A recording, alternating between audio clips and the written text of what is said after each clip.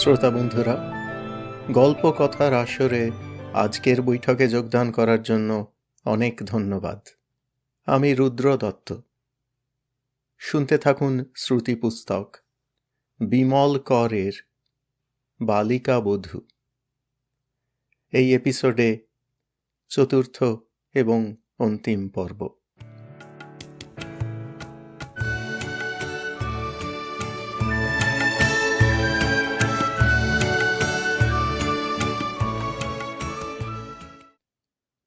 নয়।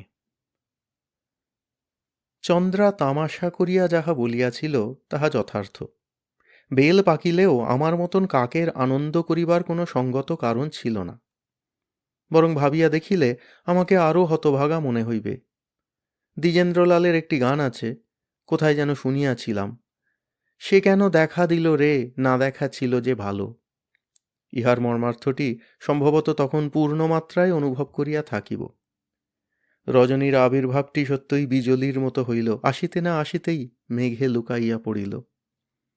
2-3টি দিন রানীগঞ্জে থাকিয়া ফিরিয়া আসিলাম এবং প্রখর গ্রীষ্মের মধ্যাহ্নে ঘুঘুর ডাক শুনিয়া রাত্রে আকাশের তারা গুনিয়া বৈশাখ মাসটা কাটাইয়া দিলাম। জ্যৈষ্ঠ মাসের মাঝামাঝি বিরস বদনে বাঁকুড়ায় চলিয়া যাইতে হইল। শ্বশুর গৃহে যে 2-3টি দিন রজনীর সাহচর্য লাভের সুযোগ ঘটিয়াছিল, তাহাতে আমার চোখে সমস্ত জগৎটাই অতীব মনোহর হইয়া দেখা দিয়াছিল। আমি একটা নবতর স্বাদ পাইয়াছিলাম। তরুণী রজনীর প্রকৃতিগত পরিবর্তন যে হইয়াছে তাহাও আমার চোখে পড়িয়াছিল। চন্দ্রার মতন তাহার চাপল্য তেমন সংযত হয় নাই, চলনে বলনে অতটা নিবিড় আনন্দ ও আত্মগত ভাবটিও ওঠে নাই। তথাপি রজনী আর কিশোরীবেলার নির্বোধ বালিকা ছিল না। তাহার স্বভাবে চাপল্যের পরিবর্তে এক প্রকার চটুলতা আসিয়াছিল, কটাক্ষে বিদ্যুৎ জমিতে শুরু করিয়াছিল। চলনে বলনে রজনী যে তাহার বধূত্বের অভিমানটি সজ্ঞানে প্রকাশ করিতে তৎপর হইয়া উঠিয়াছে, তাহা দেখিয়া হাসিয়া বাঁচি নাই। আসিবার পূর্বে তাহার নিকট স্বীকার করিয়া লইয়াছিলাম, বিবাহ ব্যাপারের নানা বিষয় তাহার পূর্বজ্ঞান যতটা কৌতুককর থাকুক না কেন, বর্তমান জ্ঞান রীতিমতো উন্নত হইয়াছে। নিজের বিষয় এই মাত্র বলিতে পারি, কিশোর বয়সের অবোধ ও অর্ধচেতন অনুভবগুলিকে আরও কিছুটা স্পষ্ট করিয়া বুঝিবার বোধ আমার হইয়াছিল। সেই বোধ আমায় রজনীর নবরূপে রোমাঞ্চিত ও শিহরিত করিয়াছিল। আমাদের উভয়ের তখনকার অবস্থাটি কেমন ছিল তাহা কাব্য করিয়া বলিলে বলিতে হয়। তারুণ্যের উচ্ছ্বাসে আমি বোধ করি চঞ্চল বাতাসের মতন লঘু ও অস্থির, এবং রজনীও সদ্য প্রস্ফুটিত পুষ্পের ন্যায় গন্ধামোদে পূর্ণ। কিন্তু বিধাতা আমাদের কপালে বসন্তের প্রমোদ লেখেন নাই। উভয়ের মধ্যে পুনরায় বিচ্ছেদ ঘটিল। রজনী তাহার পিতৃগৃহে থাকিল, আমি বাঁকুড়ায় চলিয়া আসিলাম।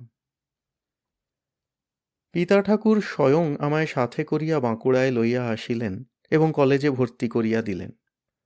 শরতের পূর্ব ব্যবস্থা মতন আমার কলেজ হোস্টেলেই থাকার কথা। হোস্টেলটি পিতার পছন্দ হইয়াছিল, কিন্তু হোস্টেলের ছেলে ছোকরাগুলির আদব কায়দা তাহার মনঃপূত হইল না। এই স্থানে একটা কথা বলিয়া রাখা দরকার। আমার পিতৃদেব তাহার জামাতা এবং জামাতা গৃহের উপর কিঞ্চিৎ ক্ষুণ্ণ ছিলেন। তাহার কারণ অবশ্য এই যে, শরৎদের বাড়িতে তাহার কৈশোর বিবাহ ও সমাজহিত গ্রন্থটির নীতিগুলিকে বড়ই অবহেলা করা হইয়াছিল। সেই নীতি ও নির্দেশ মানিলে শরতের এখনই পিতৃত্বের অধিকার জন্মানোর কথা নয়। আরও 2-1 বৎসর পরে এই শুভ ঘটনাটি ঘটিলে পিতা ঠাকুর নিরঙ্কুশ আনন্দ লাভ করিতেন। শরতের প্রতি তাহার ঈষৎ ক্ষোভের আরও একটি কারণ ছিল। তাহার জামাতাটিকে তিনি আদব কায়দা চাল চলনে পোশাকে আশাকে যে রূপে দেখিবার আশা করিতেন, শরৎ মোটেই সেরূপ ছিল না। তাহার সাজ পোশাক, চলন বলন, চুল ছাঁটার বহর বড়ই নব্য ছিল। পিতা ঠাকুর ইহাকে বিলাসিতা ও রমণীকুলের আচরণ বলিয়া গণ্য করিতেন। জামাতার মধ্যে পৌরুষ ভাবের অভাব তাহার পক্ষে বেদনাদায়ক ছিল। অবশ্য ইহাও সত্য, শরতের মেধা, চাতুর্য, সপ্রতিভ ভাবটাকে তিনি অন্তরালে প্রশংসাই করিতেন। মোট কথা, হোস্টেলে আসিয়া পিতা ঠাকুর সেখানে যেসব পড়ুয়া ছেলে ছোকরাগুলিকে দেখিলেন, তাহাদের অধিকাংশের সহিত শরতের পোশাক আশাক, চুলের বাহার, চাল চলন, কাপড় পরার ধরনে কোনো পার্থক্য ছিল না। স্বভাবতই পিতৃদেবের ধারণা হইল, বাঁকুড়ার মতন মফস্বল শহরের যুব সমাজের মধ্যেও কালের হাওয়া লাগিয়াছে, বিলাস ব্যাসন ও তারল্য আসিয়াছে। দেশের যুব সম্প্রদায়ের এই অধঃপতনে তিনি কতটা মর্মাহত হইয়াছিলেন তাহা জানি না, তবে বোধ করি পুত্র ও জামাতার ভবিষ্যৎ ভাবিয়া উদ্বিগ্ন হইয়াছিলেন। পূর্ব ব্যবস্থা মতন এবং শরতের চেষ্টায় তাহার ঘরে আমার স্থান হইল। পিতা ঠাকুর ফিরিয়া গেলেন। ফিরিয়া গিয়া তিনি আমাদের উপদেশপূর্ণ দীর্ঘ এক পত্র দিলেন। সেই পত্রের সার কথাটা এই ছিল যে, সংসারে ভালো মন্দ দুইই পাশাপাশি অবস্থান করে, বিশেষত একালে মন্দটাই অধিক থাকে। এক্ষেত্রে যে ব্যক্তি মন্দের প্রতি আকর্ষণ ও দুর্বলতা ত্যাগ করিয়া ভালোর প্রতি মতি রাখিতে পারে, তাহারই চরিত্রবল জন্মায়। চরিত্রবল যাহার নাই, সে সংসার ও সমাজের অহিত ভিন্ন হিত সাধন করিতে পারে না। অর্থাৎ পিতা ঠাকুর আমাদের অসৎ সংসর্গে না পড়িতে, বিলাসিতায় প্রলুব্ধ না হইতে এবং সর্বপ্রকারে চরিত্র গঠন করিতে বলিয়াছিলেন। শরৎ চিঠিটা আদ্যপান্ত পাঠ করিয়া বিরস মুখে বলিল, শ্বশুর মশাই বড্ড ওল্ড মডেল। নাও, ওটা বাঁধিয়ে রেখে দাও, রোজ সকালে একবার করে পড়ে নেবে। বলিয়া পড়ার টেবিলের এক কোণ হইতে তাহার শখের বাঁশিটা তুলিয়া লইয়া বিছানায় গিয়া বসিল। বাঁকুড়ায় আসিয়া শরৎ বাঁশি বাজানো অভ্যাস করিতেছিল। তাহার দুর্ভাগ্য, পিতা ঠাকুর এই ঘরটিতে আসিলে শরতের পড়ার টেবিলে বাঁশিটা দেখিতে পাইয়া স্তম্ভিত হইয়া গিয়াছিলেন। তাহার পর অতি গম্ভীর স্বরে চোখের ইঙ্গিতে বাঁশিটা দেখাইয়া দিয়া প্রশ্ন করিয়াছিলেন, কে বাজায়? শরৎ ভ্রাতার মুখটি ফ্যাকাশে হইয়া গিয়াছিল। শুষ্ক মুখে মাথা চুলকাইয়া সে জবাব দিল, আজ্ঞে আমি। কলেজে শেখায়? শরৎ কথাটার অর্থ বুঝিল না, বুঝিবার অবস্থা ছিল না। সে নীরব। হঠাৎ তাহার মাথায় বুদ্ধি আসিল। কোনো রকমে আত্মরক্ষার জন্য আমতা আমতা করিয়া বলিল, আজ্ঞে সাউন্ড, ফিজিক্সে আমরা সাউন্ড পড়ছি। বাঁশিটা একদিন বাজিয়ে ওই রেজোনেন্স দেখছিলাম। পিতা ঠাকুর ভর্ৎসনার দৃষ্টিতে জামাতাকে বুঝাইয়া দিলেন, মিথ্যা বলিও না। শরৎ মুখ লুকাইয়া লইল। সেই বাঁশি শরৎ এখন বাজাইতেছে। পিতার উপদেশপূর্ণ চিঠিটা পড়িয়া রহিল। শরৎ বাঁশি বাজাইতে লাগিল। আমি জানলার বাহিরে তাকাইয়া বসিয়া রহিলাম। আকাশে মেঘ জমিতেছিল। বর্ষা আসিয়াছে। বাদল বাতাসের গন্ধে আমার মনটা উদাস হইয়া গৃহপানে ছুটিল। সংবাদ পাইয়াছি, রজনী এতদিনে শ্বশুর গৃহে আসিয়া পৌঁছাইয়াছে। শরৎ সামান্য সময় বাঁশিতে গানের একটি ভাঙা অস্পষ্ট সুর বাজাইয়া সঙ্গীত চর্চায় বিরত হইল। বলিল, সিনেমা দেখতে যাবে নাকি? আমার মনটা তখন সবে রজনীর বৈকালিক কবরী বাঁধার দৃশ্যটি দেখিতেছিল। সম্ভবত বৈকালের এই শেষ বেলাটিতে চন্দ্রা ও রজনী পরস্পরের চুল বাঁধিতে বসিয়া জানলা দিয়া আষাঢ় গগনে মেঘ সঞ্চার দেখিতে দেখিতে আমাদের কথা ভাবিতেছে। কি যাবে? শরৎ পুনরায় বলিল। কোথায়? সিনেমায়। কি ভাবছ? রজনীর কথা? আমায় না সেই বই দুটো কিনতে নিয়ে যাবে বলেছিলে? হবে, বই কেনা সিনেমা দেখা দুইই হবে। ইতস্তত করিয়া বলিলাম, রোজ রোজ সিনেমা দেখা? তুমি একেবারে বাপকা বেটা হচ্ছ। চলো, অত চরিত্র তৈরি করতে হবে না, যা হবার নিজে থেকেই হবে। নেশাই বলো আর আকর্ষণই বলো, জমিতে সময় লাগে। প্রথম প্রথম অন্যের দেখা দেখি হয়তো স্বাদ হয়, ইচ্ছা হয়, আগ্রহ জন্মায়। কিন্তু নূতন নেশার বিপদ, শুরুতে তাহা প্রায়শই ধাতে সয় না, ক্রমে তাহাকে সহাইয়া লইতে হয়। শেষে এই নেশাটা উন্মাদনা জাগাইবার ক্ষমতা লাভ করে। কলেজে পড়ার আকর্ষণ আমায় যতই আগ্রহান্বিত করুক না কেন, বাঁকুড়ায় আসিয়া মনটা বিমর্ষ হইয়া থাকিত।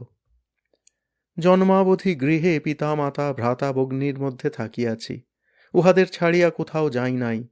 আজ সহসা সেই গৃহ পরিবেশটি ছাড়িয়া আসিয়া আমার ভালো লাগিত না। আমার সামান্য একটি বদ অভ্যাস ছিল, হয়তো তাহা দুর্বলতা।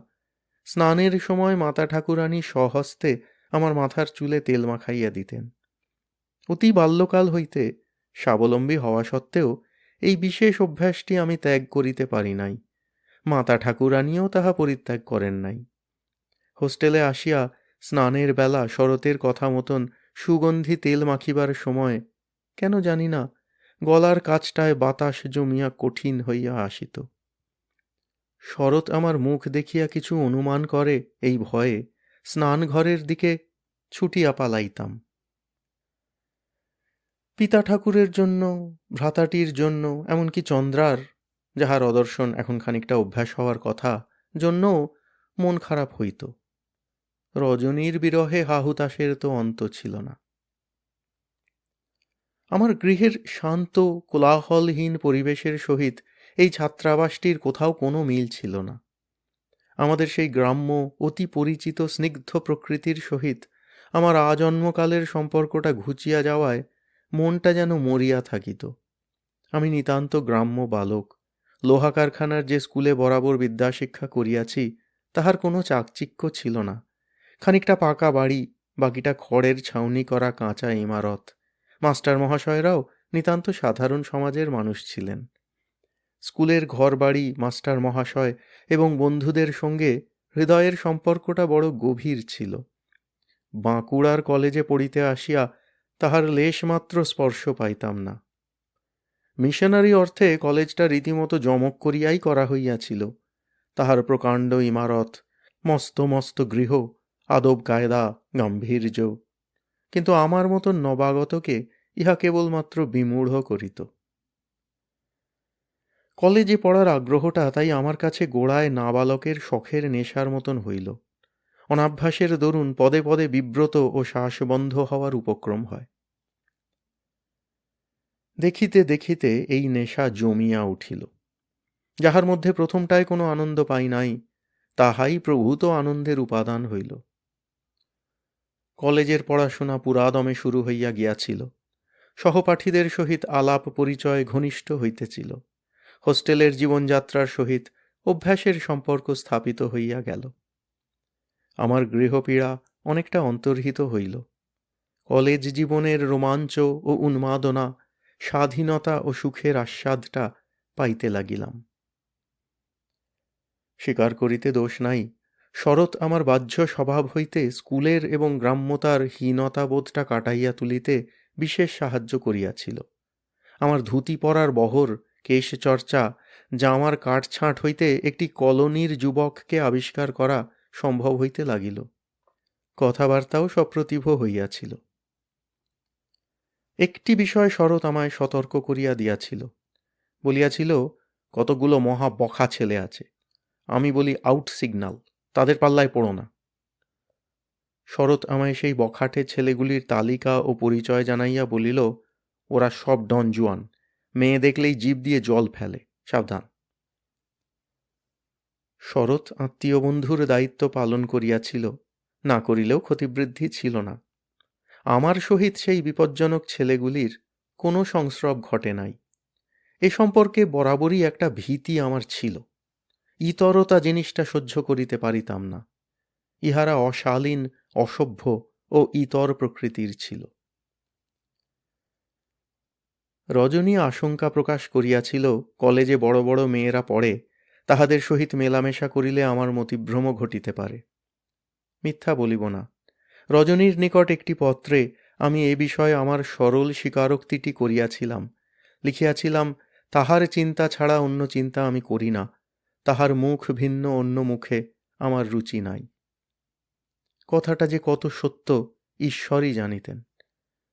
বলিতে বাধা নাই, আমাদের ক্লাসে ছাত্রীর সংখ্যা নিতান্ত নগণ্য ছিল। তাহারা ক্লাসের শুরুতে প্রফেসরের পিছন পিছন দল বাঁধিয়া আসিত, পড়া শেষ হইলেই চলিয়া যাইত। ক্লাসের ফাজিল ছেলেগুলি বলিত, যাত্রার সখীর দল। উহাদের লইয়া দু পাঁচটা ঠাট্টা তামাশা রসিকতা যে না হইত তাহা নহে, তবে আমাদের মধ্যে আপত্তিজনক কথাবার্তা কেহ বলিত না। প্রণয়কাণ্ডও ঘটে নাই। সে সুযোগও ছিল না। আফসোসের কথা, তেমন সুন্দরী ও সুশ্রী সহপাঠিনী কেহ ছিল না। উপরন্তু সাধারণ গৃহস্থ ঘরের মেয়েগুলি তাহাদের স্বাভাবিক সংকোচ, জড়তা ও সংস্কার বশে নিজেদের এলাকার মধ্যেই ঘোরাফেরা করিত। বলা বাহুল্য, রজনীকে আমি এক বর্ণও মিথ্যা লিখি নাই। রজনীর মুখ ভুলিয়া অন্য মুখের চিন্তা করার সঙ্গত কোনো কারণ ছিল না। শরৎ অবশ্য বলিত, রজনীর নাম জপ করিতে করিতে আমার সবটাই রজনীময় হইয়া গিয়াছে। সে আমার নামে একটা ছড়া রচনা করিয়াও রজনীকে পাঠাইয়াছিল। তাহার কাব্যচর্চার না হোক, রসিকতার প্রমাণ তাহাতে ছিল। সেই চরণ দুটি আজও আমার মনে আছে। শরৎ ভায়া লিখিয়াছিল, দিনমান দহে প্রাণ কহি তোমা সজনী, কখন ফুরাবে বেলা দেখা দিবে রজনী। রজনীও একটা পাল্টা জবাব দিতে পিছপা হয় নাই। দিব্য ছন্দ গাঁথিয়া লিখিয়াছিল, রজনী আসিলে আসে সুগভীর তন্দ্রা, নন্দাই পায়ে ভাই ননদিনী চন্দ্রা। ফাজিল শরৎ স্বীকার করিয়াছিল, জবাবটা মন্দ হয় নাই। বলিতে ভুলিয়া গিয়াছি, রজনী ও চন্দ্রার সহিত আমাদের পত্রালাপের একটি কৌশল ছিল। সহজ পথে আমাদের স্ব স্ত্রীর সহিত পত্রের আদান প্রদান বাঞ্ছনীয় ছিল না। পিতা ঠাকুর তাহা পছন্দ ও বরদাস্ত করিবেন কিনা সে বিষয়ে আমাদের বিলক্ষণ সন্দেহ ছিল। মৌখিক নিষেধ কিছু ছিল না বটে, তবে তাহার কৈশোর বিবাহ ও সমাজহিত গ্রন্থে যে সকল আইনবিধির উল্লেখ ছিল, তাহাতে দাম্পত্য জীবনযাপনের যোগ্য বয়স ও জ্ঞান বুদ্ধি না জন্মানো পর্যন্ত প্রণয়পত্র লেখার বিষয়টা নিষিদ্ধ ছিল। শরৎটা নিজ দোষে মজিয়া সকলকেই মজাইয়াছিল। হুট করিয়া সে সন্তানের ভারী পিতা হইতে বসিয়া একটা গুরুতর আইন যে অমান্য করিয়াছে তাহাতে সন্দেহ নাই। পুনরায় আমরা যদি আরও একটা অন্যায় করি, তাহার ক্ষমা হইবে বলিয়া মনে হইত না। আমার পিতৃদেবের দৃষ্টিতে আমরা যে এখনও দাম্পত্য জীবনযাপনের যোগ্য হই নাই। অগত্যা একটা কৌশল করিতে হইয়াছিল। বাঁকুড়ায় আসিবার পূর্বে শরৎ বাড়িতে যে পত্রগুলি আমায় দিত, তাহা কদাচিৎ আমার পত্র বলিয়া দাবি করা যায়। আমার নাম লেখা সেই খামের চিঠিগুলি প্রকৃতই চন্দ্রার পত্র। বাঁকুড়ায় আসিবার পূর্বে পূর্বোক্ত উদাহরণ মতে আমি চন্দ্রার সহিত একটা ষড়যন্ত্র সারিয়া আসিয়াছিলাম। রজনী আসিলে চন্দ্রা তাহাকে সে বিষয়ে অবহিত করিবে, ইহা স্থির ছিল। সেই ষড়যন্ত্র অনুযায়ী বাঁকুড়া হইতে প্রেরিত সকল পত্রে আমি চন্দ্রার নাম ঠিকানা লিখিতাম। অবশ্য পিতৃদেবকে লেখাপত্রের কথা স্বতন্ত্র। স্বভাবতই আপাত দৃষ্টিতে পত্রগুলি প্রিয় ভগ্নীর নিকট লিখিত ভ্রাতার পত্র বলিয়াই মনে হইত। প্রকৃত অর্থে উহা কখনো রজনীকে লেখা আমার পত্র, কখনো চন্দ্রাকে লেখা শরতের পত্র। কোন পত্রটি কাহার তাহা বুঝাইবার জন্য আমরা একটা সাংকেতিক চিহ্ন ব্যবহার করিতাম। খামের উল্টাপিঠে এক পাশে অতি সাবধানে সকল প্রকার সন্দেহ বাঁচাইয়া একটা টেরা ক্রস চিহ্ন দিলে তাহা রজনীর পত্র হইত, অন্যথায় পত্রটি চন্দ্রার। পাল্টা ব্যবস্থাটিও সেই রূপ ছিল। বাঁকুড়ার সকল পত্র আমার নামে আসিত, প্রেরক হইত চন্দ্রা। দুপ্রান্তে দুজোড়া তরুণ দম্পতির পক্ষে একটিমাত্র আদান প্রদান ব্যবস্থা খোলা থাকায় কিছু কিছু অসুবিধা ছিল বইকি। পত্র লেখার ইচ্ছাটা তো হিসাব মানিয়া চলার কথা নয়, অথচ বর্ষার প্রকোপে, নবকদম্বের ঘ্রাণে, অথবা রাত্রে দেখা কোনো মধুর স্বপ্নের রেশ টানিয়া যখনই রজনীকে একটা চিঠি লিখিতে সাধ জাগিয়াছে, দেখিয়াছি সেবারের চিঠির পালাটা শরতের। তাহার লেখার দান আমায় দিবে এত বড় উদারতা তাহার নাই। বলা বাহুল্য, আমারও ছিল না। চন্দ্রাটা কয়েকবারই বড় গণ্ডগোল করিয়াছে। সাংকেতিক চিহ্ন যথাযথ ব্যবহার করিতে ভুল করিয়া আমায় লজ্জায় ফেলিয়াছে। রজনীর চিঠি ভাবিয়া খাম খুলিয়া দেখিয়াছি শরৎকে লেখা চন্দ্রার পত্র। ২-৫টি শব্দ চোখে পড়িয়া গিয়াছে, মরমে মরিয়া গিয়াছি। কি করিয়া এত অন্যমনস্ক ভাবী জননীটি তাহার সন্তান পালন করিবে, তাহা ভাবিয়া আমি উদ্বিগ্ন হইতাম। পূজার ছুটি আসিয়া গিয়াছিল। বর্ষার পালা ফুরানোর খেলা চলিতেছিল। আকাশটি যেন সদ্য ধৌত, সিক্ত, কিন্তু তাহাতে নীল তখনও জমে নাই, রৌদ্রের মাত্রাটিও ধরে নাই। শারদীয় বাতাসে পূজার গন্ধটি যতই জমিয়া ওঠে, আমার গৃহপীড়া ততই বৃদ্ধি পায়। এমন সময় একদিন পত্র আসিল, চন্দ্রার একটি পুত্র সন্তান হইয়াছে। সংবাদদাতা অবশ্য রজনী। এত বড় একটা শুভ সংবাদ শরৎকে প্রথমটায় একেবারে বিমূঢ়, বোকা ও নির্বাক করিয়া রাখিল। বিশ্বাস অবিশ্বাসের ধাক্কাটা কাটিতে সে তাহার স্বাভাবিক অবস্থা প্রাপ্ত হইল, মহানন্দে একটা লাফ মারিল। তাহার বিছানা আমার বিছানা লণ্ডভণ্ড করিয়া ছেলে মানুষের মতো কয়েকটা ডিগবাজি খাইল, মাথার বালিশ ছুঁড়িয়া ফেলিল, হো হো করিয়া হাসে আর চেঁচায়। অবশেষে তাহার কাণ্ডজ্ঞান ফিরিয়া আসিলে আমার সামনে মুখোমুখি দাঁড়াইয়া হাত শূন্যে তুলিয়া বলিল, now I am a father. সারাটা রাত শরৎ যাহা করিয়াছিল তাহা আর না বলিলাম।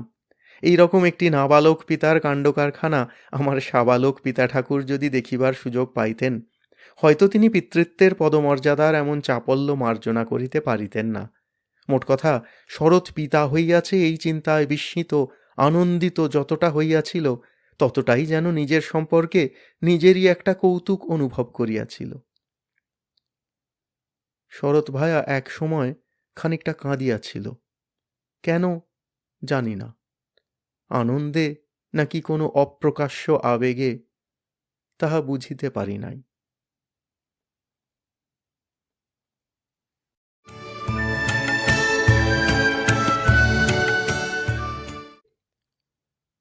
দশ। পূজার সময় বাড়ি আসিলাম। শরৎ আমার সহিত আসে নাই। পূজার কয়েকটা দিন পরে লক্ষ্মী পূজার সময় সে আমাদের নিকটে আসিবে পূর্ব হইতেই স্থির ছিল। নিজ গৃহে ফিরিয়া নূতন করিয়া দেখার বস্তুর অভাব ছিল না। চন্দ্রার পুত্র, স্বয়ং চন্দ্রা, রজনী, সবই দর্শনীয়। চন্দ্রার পুত্র সন্তানটিকে দেখিয়া আমি হাসিয়া মরিলাম। কয়েকটা পুরাতন স্মৃতি মনে পড়িল। একদা বালিকা বয়সে চন্দ্রা তাহার মাথা ফাটা একটি পুতুলকে তেল মাখাইয়া শীতের রোদে ফেলিয়া রাখিয়াছিল। আমি কোথা হইতে খানিকটা জল আনিয়া পুতুলটাকে স্নান করাইয়া দিবার সময় তাহার মাথাটি গলিয়া কাদা হইয়া গেল। পা ছড়াইয়া বসিয়া তারস্বরে চন্দ্রা সেদিন যেভাবে ক্রন্দন করিয়াছিল, তাহা শোকাহত যে কোনো জননীর পক্ষেও সহ্য করা মুশকিল। অত্যন্ত ক্রুদ্ধ হইয়া ভগ্নীটিকে দুর্বাসার মতন অভিশাপ দিয়াছিলাম, তাহার সন্তান হইলে তাহার 2টা করিয়া মাথা হইবে। কেন যে এইরূপ অদ্ভুত অভিশাপ দিয়াছিলাম জানি না। সম্ভবত আমার ধারণা হইয়াছিল, 2টা মাথা থাকিলে একটি যদিও বা ফাটে, অপরটি ফাটিবে না এবং জলে পড়িলে গলিয়া যাওয়ার সম্ভাবনাও থাকিবে না। অভিশাপটার কথা মনে পড়িয়া গেলে বিলক্ষণ হাসিলাম। তাহার পুত্রটি আমার যথেষ্ট কৌতুক সঞ্চার করিয়াছিল। শরতের মতো গায়ের রং, মুখের আদলটিও যেন প্রায় শরৎ, তবে ক্রন্দনের স্বভাবটি চন্দ্রার মতোই পাইয়াছিল। বড়ই আশ্চর্যের কথা, চন্দ্রাকে আমি এমন এক কমনীয় স্নেহময়ী মূর্তিতে দেখিলাম যে মনে হইল তাহার সমস্ত মনটাই যেন সন্তানের দিকে পড়িয়া আছে। সন্তান পালনে তাহাকে যতটা অপটু মনে করিয়াছিলাম তাহাও সত্য নয়। রজনীও দিব্য ওই কচি শিশুটাকে লইয়া নাড়াচাড়া করিতেছে, কোলে তুলিয়া দুলাইতেছে। শিশুটার গালে আলগা ঠোনা মারিয়া, মুখভঙ্গি করিয়া, ছড়া কাটিয়া সে যেরূপ আদর প্রদর্শন করিতেছিল, তাহাতে আমি আতঙ্কিত হইলাম। রজনী বিশেষ সাবধানী নয়। হাসিয়া চন্দ্রাকে বলিলাম, যাকে তাকে অত ঘাঁটতে দিস না, ছেলের হাত পা ভেঙে রেখে দেবে। রজনী নিকটেই ছিল। কথাটা কানে যাইতেই মুখ ফিরাইয়া ভ্রুকুঞ্চন সহকারে এমন একটা ভঙ্গি করিল, যাহার অর্থ, ও তাই নাকি। চন্দ্রা সকৌতুক টিপ্পনী কাটিল, তোমার বউ এখনো কচি খুকিটি রয়েছে নাকি? আমার বধূটি যে কোনো অংশেই আর নাবালিকা নয়, চন্দ্রার পক্ষে তাহা স্মরণ করানো বাহুল্যমাত্র ছিল। বরং কয় মাস পূর্বেও তাহাকে স্বল্প সময়ের জন্য যেরূপ দেখিয়াছি, তাহারও কিছু প্রকৃতিভেদ হইয়াছে বলিয়া মনে হইল। প্রকৃতপক্ষে বিবাহের পর যে অল্প কয়েকবার সে আমাদের গৃহে আসিয়াছে এবং বলা চলে রাত পোহাইতেই পালাইয়া গিয়াছে, তাহাতে তাহার আসা যাওয়া যেন নিতান্ত একটা শখের ভ্রমণ ছিল। উহাকে বাস্তবিক এ গৃহের অতিথির মতো মনে হইত। অতিথির মতনই তাহার সমাদর হইত। রজনীও ক্ষণিকের সুখ আনন্দ দিয়া চলিয়া যাইত। এখন সে আর অতিথি নয়, গৃহের মানুষ। এই সংসারের সহিত তাহাকে নিজের সম্বন্ধটি স্থাপন করিতে হইতেছে। স্বভাবতই রজনীর হাবে ভাবে কাজে কর্মে তাহার অধিকারটি বেশ স্পষ্ট করিয়াই প্রকাশ পাইতেছিল। অবশ্য সংসারের নানা কাজে তাহার হাতের স্পর্শ যতটা, গলার সাড়া তদপেক্ষা বেশি হইলেও হইতে পারে।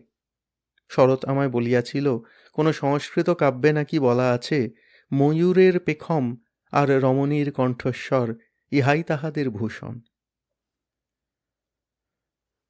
রাত্রের ট্রেনে বাঁকুড়া হইতে আদ্রা আসানসোল হইয়া বাড়ি আসিয়াছিলাম। সর্বাঙ্গে অনেক ধুলাবালি কয়লার গুঁড়া জমিয়াছিল। স্নান সারিয়া খাওয়া দাওয়া করিতে শেষ আশ্বিনের বেলা হঠাৎ কেমন নিষ্প্রভ হইয়া আসিল। রৌদ্রের মলিনতা দেখিয়া আকাশ পানে চাহিলাম, মেঘ জমিতেছে, বাতাস প্রবল ছিল। জানলা দিয়া চাহিয়া দেখি ধানের ক্ষেতে যেন সবুজ জলের একটা ঢেউ দুলিয়া দুলিয়া দিগন্তের দিকে চলিয়া যায়। সেই ঢেউয়েরই মাথায় কখনো মেঘচ্ছায়া পড়ে, কখনো রৌদ্র। বাতাসের শি শি শব্দটা থামে না। কাশের বনে কাশফুলের সাদা ঝালরটি দুলিতেই থাকে। কখনো দোয়েল পাখির ডাক কানে আসে। আমার সহিত ইহাদের সম্পর্কটা জানলায় দাঁড়াইয়া অনুভব করিতেই বাল্যের স্মৃতিগুলি আমার চোখে তন্দ্রার মতন জড়াইয়া আসিল।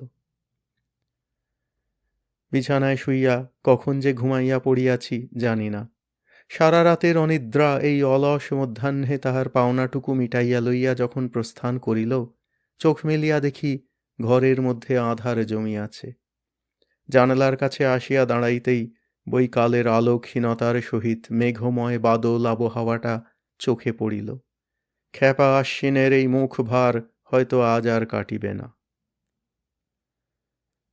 বৃষ্টি আসি আসি করিয়াও আসে না। আমার সাইকেলটাকে ঝাড়িয়া মুছিয়া বাহিরে আনিলাম, বন্ধুদের সহিত দেখা সাক্ষাৎ করিতে যাইব। মাতা ঠাকুরানী অবশ্য নিষেধ করিয়াছিলেন, বৃষ্টি আসিলে ভিজিব। তাহার নিষেধ শোনা অপেক্ষা বন্ধুদের সহিত মিলনটাই আমার কাম্য ছিল।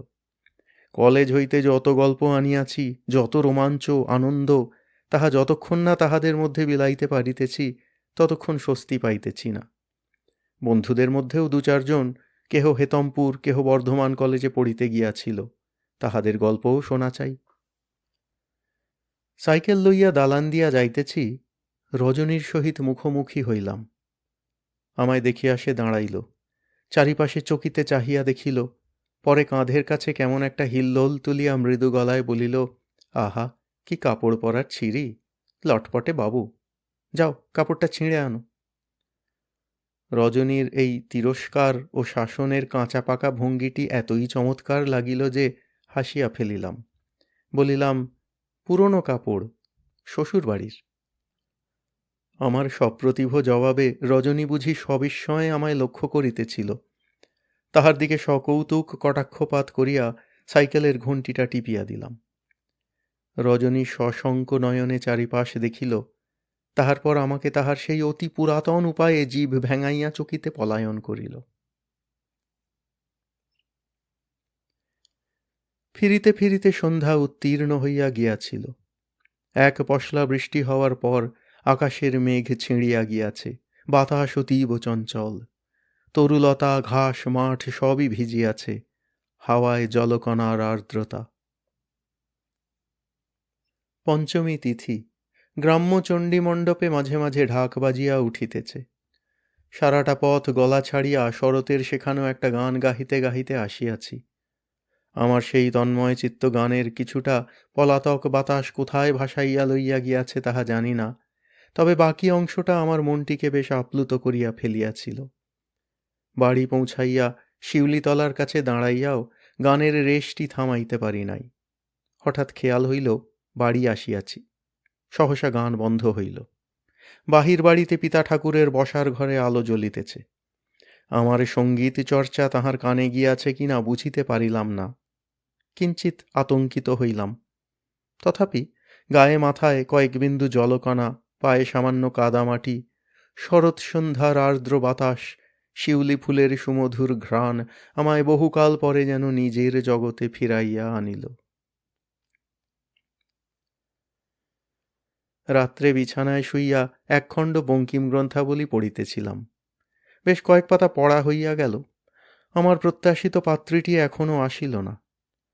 মাঝে মাঝে দরজার দিকে তাকাই, কান পাতি।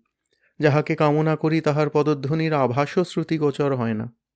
জানালার দিকে তাকাইলে মনে হয় রাত্রি অতি দ্রুত বৃদ্ধি পাইতেছে। অবশেষে রজনী আসিল।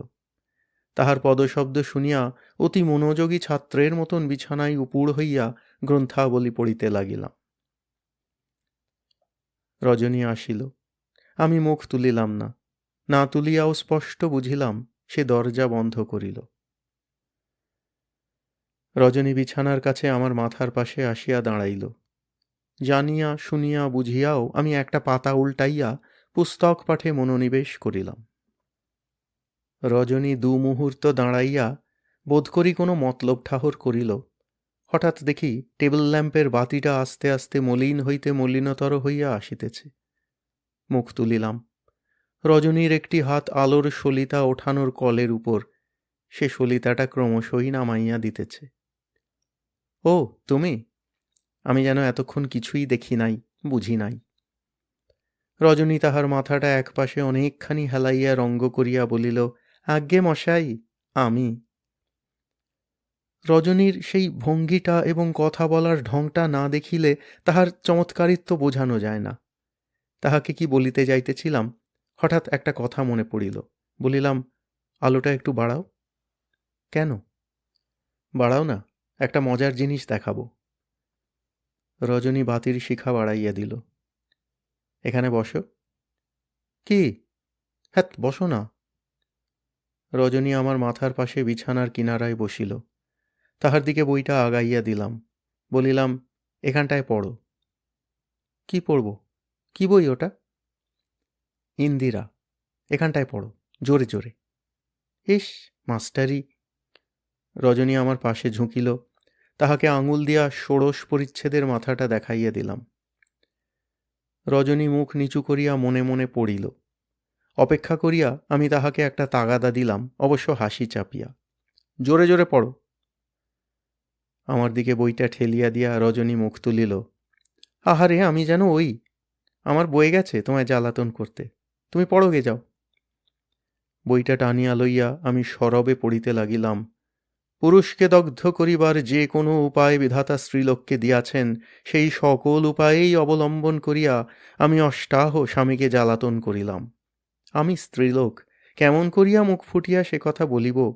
আমি যদি আগুন জ্বালিতে না জানিতাম। রজনী টেবিলের বাতিটা সহসা প্রায় নিবাইয়া ফেলিল। বলিল, নিবিয়ে দি বাতি, কেমন আগুন জ্বলে দেখি। অষ্টাহ স্বামীকে জ্বালাতন করার কথাটা ইন্দিরা এমন কি মিথ্যা লিখিয়াছিল বুঝিলাম না। বইটা বন্ধ করিলাম। রজনী পুনরায় অল্পে অল্পে বাতির শিখা বাড়াইল। বলিল, কলেজে পড়তে গিয়ে তুমি খুব পেকে গেছ।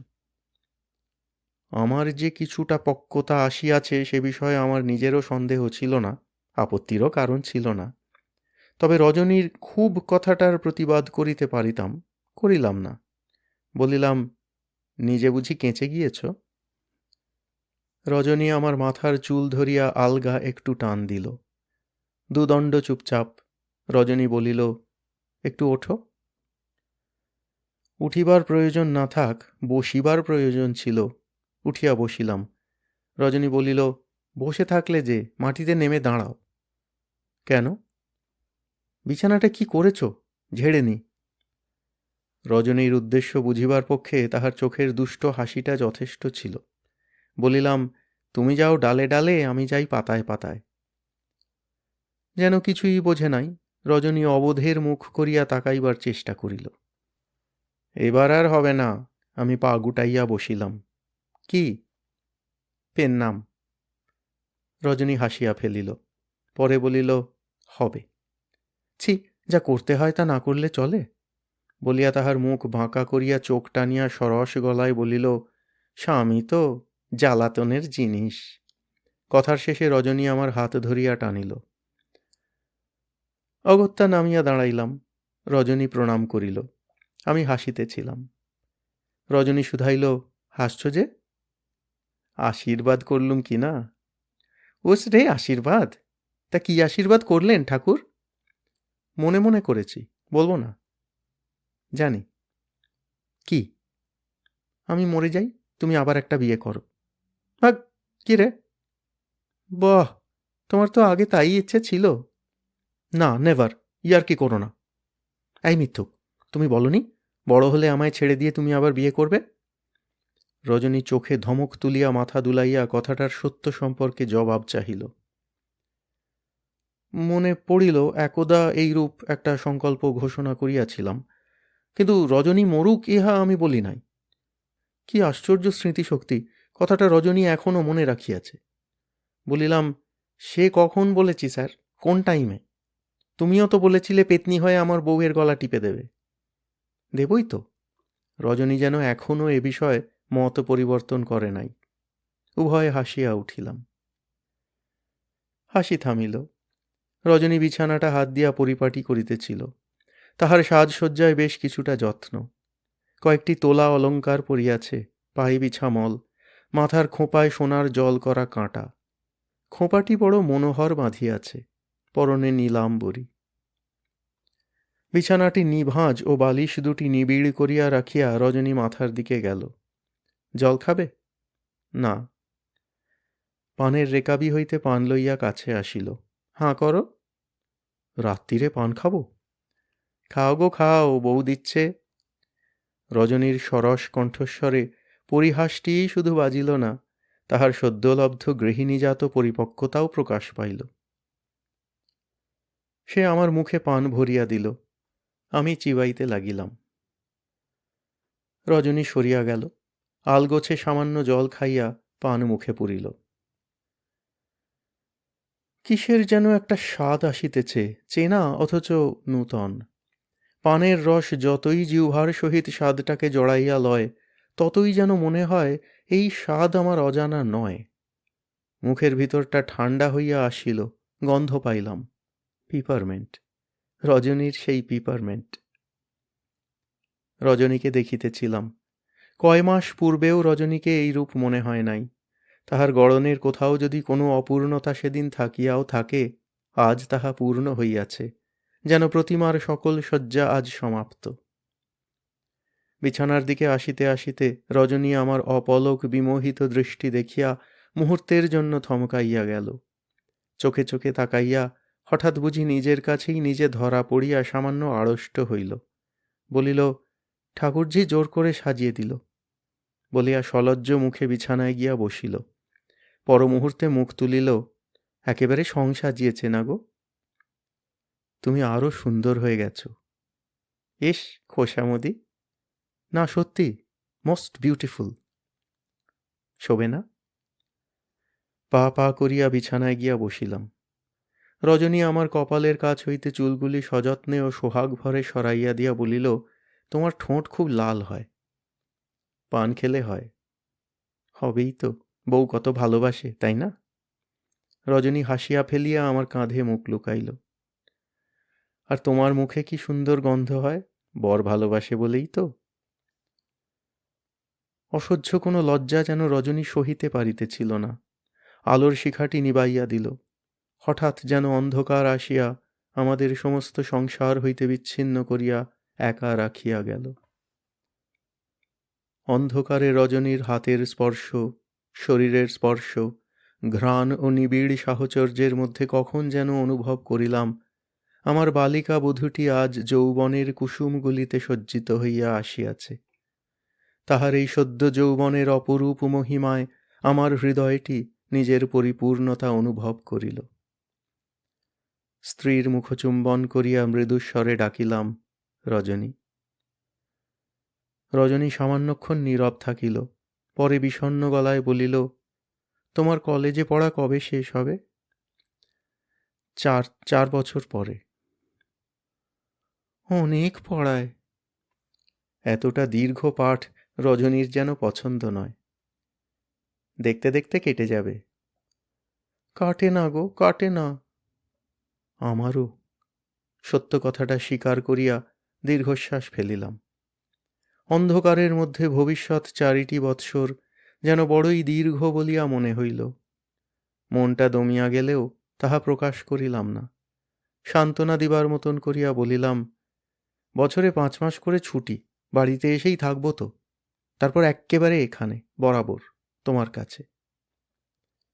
রজনী নীরব, আমার দিকে পাশ ফিরিল। পিপারমেন্টের গন্ধ জড়ানো গলায় চাপা স্বরে বলিল, এখন থেকে আমি এখানেই থাকব।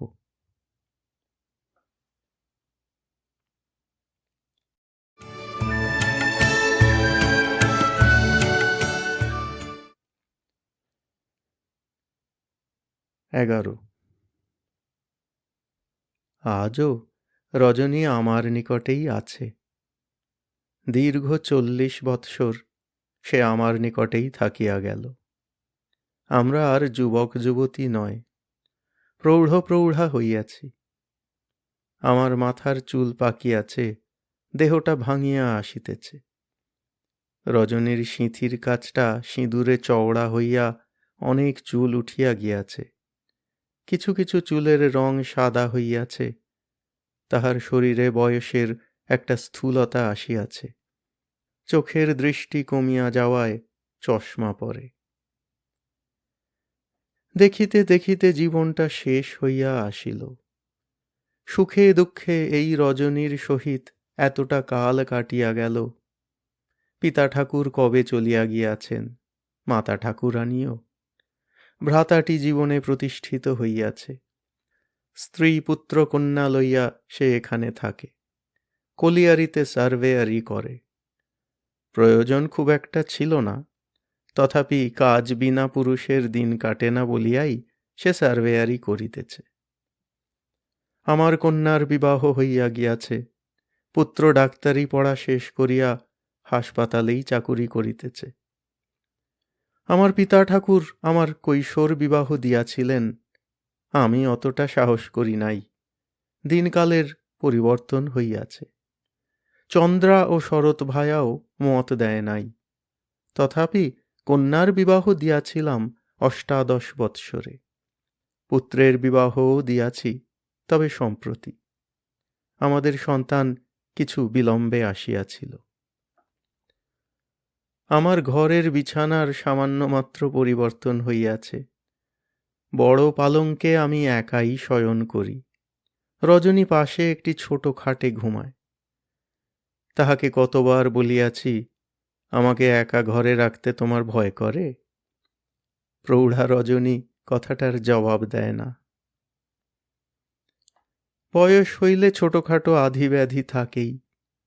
আমার কোনো কোনো দিন ভালো ঘুম হয় না, কোনো দিন বা হাঁপানির টান আসে, কখনো মনে হয় বুকটা বড় চাপ হইয়া আছে। শারীরিক অসুস্থতা বা অস্বস্তিবশত যদি বিছানায় উঠিয়া বসি বা সামান্য উহ আহ করি, ঘুমন্ত রজনী বিছানা ছাড়িয়া কাছে আসে। কি করিয়া যে তাহার ঘুম ভাঙিয়া যায় বুঝি না। তাহার পর তাহার 100 রকম সেবা ও শুশ্রূষা। রজনীর ঘুম এত পাতলা হইয়া গিয়াছে কেন বুঝি না। আজও তেমন জ্যোৎস্না ওঠে। জানলার বাহিরে বৃদ্ধ আম গাছটার আর শব্দ হয় না, তাহার পাতায় চাঁদের আলো পড়ে না। উহার মাথাটা এখন নিষ্পত্র। গাছটা কবে যেন মরিয়া গিয়াছে। মাঝে মাঝে ঘুম ভাঙিলে আমি অতি সাবধানে বিছানার উপর উঠিয়া বসি।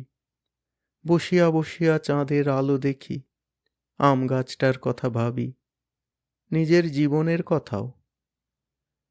কোনোদিন দূর প্রান্তরের দিকে তাকাইয়া থাকি। চোখের দৃষ্টিশক্তি ক্ষীণ হইয়া গেলেও চন্দ্রালোকে এতকালের দেখা, মাঠ ঘাট গাছ প্রান্তর সবই আমি অনুমান করিতে পারি। বাহিরের ওই জগৎটা যেন বড় বেশি ব্যাপ্ত, তাহার কোথাও সীমানা নাই। মধ্যরাত্রে চন্দ্রালোকিত শূন্য ও পরিপূর্ণ নিস্তব্ধ চরাচর দেখিতে দেখিতে মনের অনুভূতিটা কেমন যেন হইয়া যায়। অন্ধকার থাকিলে দূরান্তের নক্ষত্রগুলি যেন আমার এই ক্ষুদ্রাতি ক্ষুদ্র গৃহটির দিকে তাকাইয়া দেখে এবং বোধ করি ভাবে, আমি এতটুকু অল্পে কেমন করিয়া শান্তি পাইলাম। আমি আজকাল প্রায়শ অনুভব করিতে পারি, বাহিরের ওই সীমাহীন জগৎটার নৈর্বক্তিক দুটি চক্ষু আমায় যেন অবজ্ঞায় অবলোকন করে। জানি উহাদের নিকট আমায় যাইতে হইবে। বিশ্ব সংসারের অনন্ত ও ব্যাপ্ত শূন্যতার কোথাও আমার সমস্ত অস্তিত্ব এক কণা ধূলির মতনও অস্তিত্বময় হইবে না। আমি নিশ্চিহ্নে মুছিয়া যাইব। ঘরের দিকে দৃষ্টি ফিরাইয়া আনি, দেখি আমার সেই বালিকা বধূ চিনি আজ প্রৌঢ়া, তথাপি সে আমার পাশে আছে। সে পরম নিশ্চিন্তে নিদ্রা যাইতেছে। মনে হয় আমাদের ঘরটুকু বড়ই পরিমিত ও সংকীর্ণ হইলেও এখানে যত কিছু পাইয়াছি তাহার পরিমাণ কিছু কম নয়। কি পাইয়াছি তাহা আমি অনুভব করিতে পারি মাত্র, প্রকাশ করিতে পারি না। বাহিরের অসীম আকাশ, তাহার দূর দূরান্তের নক্ষত্র, তাহার উৎফুল্ল জ্যোৎস্না, ওই দিগন্তব্যাপী প্রান্তর বৃক্ষলতাদি একদা আমায় এই অতি ক্ষুদ্র কক্ষ হইতে পরম উপেক্ষায় বাহিরে টানিয়া লইয়া ফুৎকারে বাতাসে মিলাইয়া দিবে। কিন্তু উহারা কোনো দিন বুঝিবে না তাহাদের বিশ্বব্যাপী শূন্যতার সাধ্য নাই আমায় কিছু দেয়।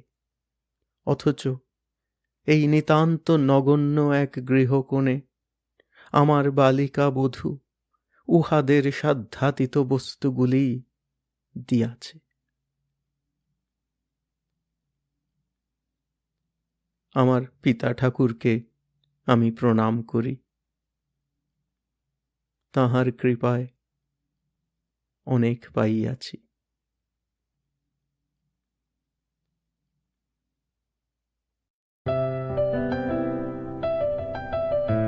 আপনাদের মতামত আমাদের জানাতে ভুলবেন না কিন্তু শ্রোতা বন্ধুরা।